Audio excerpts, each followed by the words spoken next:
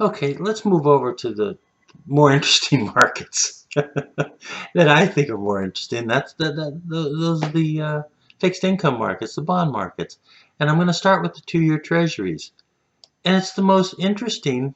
Let's see here, you can see it. This is from the CNBC website because they give you the live numbers. Anyway, take a look at the 2-year treasuries.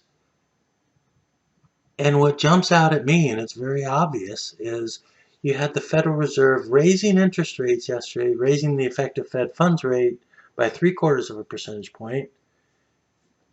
You would think that even the 2-year note, for Christ's sakes, no, we're not talking the 5-year, the 10-year, the 30-year, the 2-year note, for Christ's sakes, is moving lower in yield in response to the Fed. I mean, if this doesn't scream policy error, I don't know what does. But anyway, here we're at. Here we are.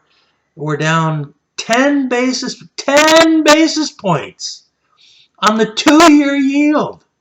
This is really a remarkable response. Um, it's it's mind-blowing, quite honestly. My God. Anyway, you can see going back to, let's put the cursor over here, going back to June 13th, where we were at 343 on the 2-year yield, and it's down. What's that? I've got to do a quick math in my head. That's about 60 basis points.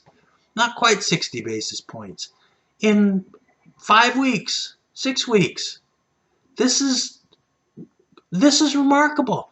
Again, this is the markets telling you that we are moving into or that we are in a recession. That's what the markets are telling you. And so it's a very difficult tightrope that the Fed has to walk, because they have to get inflation under control, and at the same time we are in a recession, and everything they do moving forward to get inflation under control is going to have a negative effect on the economy. That's what the markets are telling you. Anyway, we're going to move on to other markets. Hang on.